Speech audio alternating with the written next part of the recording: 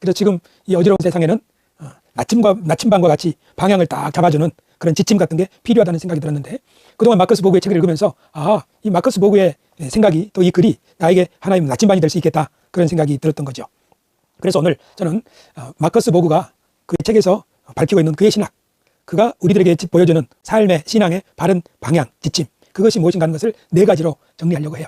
첫 번째, 제가 그 책을 읽으면서 만난 가장 다가왔던 질문은 뭐냐면, 믿음은 무엇이냐, 믿음이 무엇인가 하는 거예요. 믿음은 신앙 고백의 형태로 나타나잖아요. 사도신경, 그래도 나는 믿습니다 하는 거잖아요. 그래서 믿음은 사실 우리 교리, 믿음의 체계, 성경 말씀, 그런 것을 지적으로 동의한다 하는 그런 것을 가리키는 의미로 많이 사용되었어요. 그래서 믿음이 있는가 하는 것을 세례 주기 전에 어떻게 문답으로 알아보는 거잖아요. 그래서 믿음은 지적인 동의, 아센수스라고 라틴어로 말하는데 그런 의미가 있어요. 그러나 마커스 보그는 믿음은 이런 차원만 있는 게 아니라 더 깊은 데로 가야 된다. 즉 뭐냐면, 믿음은 전적인 신뢰, 피두키아 이렇게 2가지로 발음할 수 있는데요. 전적인 신뢰라는 거예요. 그러니까 우리가 성경을 주중에 읽으면서 시편을 읽고 또 역대기서, 열왕기서를 읽으면서 느끼게 되는 게 뭐예요? 하나님이 이런 분이고 우리가 그 하나님 앞에 있는 거로구나. 내 모든 문제를 하나님께 맡길 수 있겠구나. 하나님 이런 위대한 분이야. 그렇게 하나님을 신뢰하는 것이죠. 그렇게 하다 보면 어떻습니까? 우리가 하나님의 뜻대로 삶을 살아야 되겠다. 우리의 언행이나 우리의 선택이나 이런 면에서 말이에요. 그 3번째 믿음의 단계는 충성된 헌신. 그러니까 믿음이 있다고 하는 것은 그의 말과 행동이 하나님의 뜻과 일치하느냐 하는 것과 관련되어 있는 거죠. 피델리타스라고 하고요. 그리고 마커스 보그의 설명에서 믿음에 대해서 가장 중요한 요소 중에 하나는 뭐냐면, 믿음은 결국 하나님이 세상을 바라보는 관점으로 세상을 바라보는 거예요.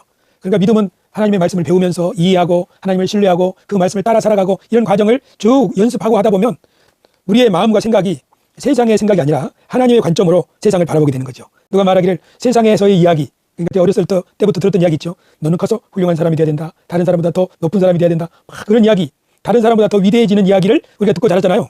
그런데 이런 관점으로 사람도 세상도 평가하는 거예요. 그런데 우리 예수 그리스도를 믿는 믿음은 점점 이 깊은 수준으로 나가면 이런 세속적인 관점이, 비전이 바뀌어서 어떻게 십자가의 비전으로, 하나님의 경륜의 비전으로, 하나님 나라의 비전으로 이렇게 바뀌어지는 거죠. 그래서 무엇이 가치 있는 것인가에 대한 판단이 달라지는 거죠. 이것을 비지오, 새로운 비전의 믿음이라고 볼 수 있어요. 그러니까 우리 믿음이라고 하는 것은 단지 뭘 아는 차원이 아니라 결국 새로운 관점으로 세상과 인생을 바라보고 그렇게 살아갈 수 있게 되는 걸 의미하죠. 그렇게 보면 믿음으로 거듭난다 할 때 이 거듭난다는 말도 단 이례적인 한 번의 거듭남이 아니라, 거듭남은 두려움과 자기 중심성에 매여 살던 옛 자아가 죽고 이 새로운 비전을 품은 자아로 매일 다시 태어나는 평생의 여정이라고 볼 수 있는 거죠. 그러니까 우리 교회의 구호처럼 진리를 따라 항해하는 후도자들의 교회, 거듭남도 평생에 걸쳐서 생각이, 관점이 점점점 바뀌는 이런 과정이라고 볼 수 있는 것이죠. 믿음이란 무엇인가? 4가지의 영역이 있고 가장 깊은 영역으로는 관점의 변화다. 그리고 그 관점이 계속적으로 바뀌어지는 여정이 바로 거듭남이라고 할 수 있다. 그 거듭남의 완성은 그리스도를 닮아가는 모습이라고 볼 수 있겠죠.